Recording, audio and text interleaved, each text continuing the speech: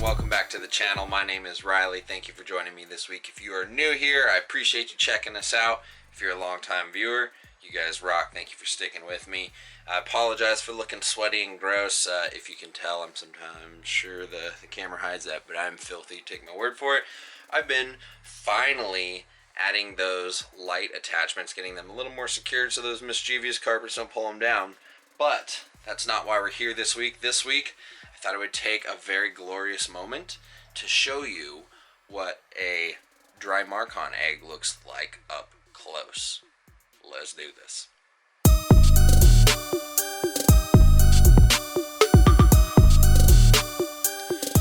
Alright, so here she is. True warrior. Been to hell and back. Literally been inside the male's mouth, nearly dead. I'll try and throw up a card here so you can check out the previous videos where I kind of went through the roller coaster with this one. If you've been following me for any length of time, you'll know that this year is my first time trying to breed them with any real shot. Last year did some intros and nothing came of it, but this year had a very real shot at it, and almost lost this beauty along the way. You can see a little bit of some dark little, she'll sit still, which is rare. You can see, there you go. See those few little dark spots on top of her head? Those are the scars. That's all that really remains from when she was attacked, and it's pretty clear to me now that that was just a result of trying to pair them too early, because a month off, a few weeks later, they were right as rain, and obviously we got 13 good eggs from this beautiful lady. So if you follow my Instagram, you'll have seen cool macro shot and a close-up shot of what these eggs look like. And if you know anything about drymarchon, then you'll know that they have cool textured eggs that remind me of like a crocodile egg. Very different from most snake eggs. So 13 eggs is pretty good. Somebody else had, 20s this season not too long ago. So I think a dozen or more is a pretty average size clutch. So it's a good size for this girl. She's about 5 and my male's 8. So all went well. She delivered the eggs well. They came out fine. And in fact, today she's going to get her first meal since laying those eggs. So she did lay them about 5 days or 6 days ago from this. Actually, probably a week ago from this, if you're watching it on Wednesday. So the eggs are in the incubator. They have to be cooled much lower temps than my python eggs that are normally around 87 degrees. These are going to be more like 75, 76 degrees, so they're in a separate incubator. So why don't we put this girl back, and I will give you a quick look at these eggs. Alright, so in a previous video I showed you how I set these egg boxes up with the wet cocoa husk, the polyfill, cradling these beautiful little eggs, but as you can see, they are like crazy textured. All these little spiky crystalline structures on them. Pretty wild.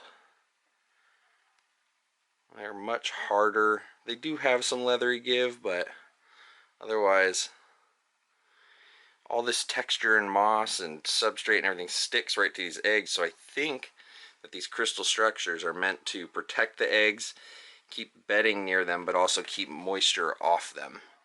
So they're in a nice sealed Tupperware here, and gonna sit for about 110 to 120 days. So it takes about 4 months for these eggs to cook at around 75, 76 degrees. So by July, we will have 2 bins with baby Cribos, hopefully. So fingers crossed. Alright, so that was a look at Mama Cribo, Smokey. She's doing really well. Gonna get her some food today. The eggs are doing really well. They're about, well, by the time you're watching this, like I said, they're about a week in. And so as I'm filming this, they're a week in. I did manage to have my my wonderful and tolerant and patient, beautiful girlfriend Rachel, as she was getting ready to leave for work, filmed this little clip of me grabbing the eggs the morning before I went to work when I noticed that I had Cribo eggs. So here's a quick little minute or two video of me geeking out at like 7 in the morning finding these eggs. So enjoy this, because this was the moment that was worth capturing. This is, you know, obviously a few days ago. So here we go. Formalities in lieu of actually having a camera girl today. She is being gracious and filming for me before going to work. I'm making a mess bright and early because something good's happening, a milestone for me. Wondering why the Cribo looks skinny and she's hiding. We've got Cribo eggs, and they look great. And I'll show you all of this stuff close up later, but I want to show you this cool thing right now. They're textured. They have all these tiny little ridges and crystal spiky things on them. They almost look like crocodile eggs, but smaller than a carpet egg, hard shelled, little yellow. This is a fertile Cribo egg. So I'm gonna get going. I'm gonna pull all these eggs. We'll take a closer look at Mom and these eggs after, just so I can let my wonderful and gracious camera lady go back to work. But this is a great morning. We did it. Cribo eggs. Alright, so that was really cool. Again, I'm going to throw up some photos here one more time for you to see a close-up of the egg, a macro shot of the egg to see those crystal structures, and just kind of how Mom laid them out here. And just give you a couple more shots to observe this, because it is not a breeding that you see all that often. So without further ado, just wanted to let everybody know that we've got Cribo eggs on the ground. It's going to be about 4 months until these babies are even hatching, and then time to get them ready. So it's going to be a while before any baby blacktails are ready. That being said, I do have a list of some people who have expressed interest, and we'll be figuring that out when we get there. So I don't know if I'm keeping any or what, but definitely enough to go around, so just stay tuned. And those of you who've reached out to me, I know who you are, so I'll be in touch when the time comes. Otherwise, I hope everyone else is having a wonderful breeding season. I've got a couple more carpet clutches coming, hopefully, so I'll hopefully have more of that to show you in a couple weeks.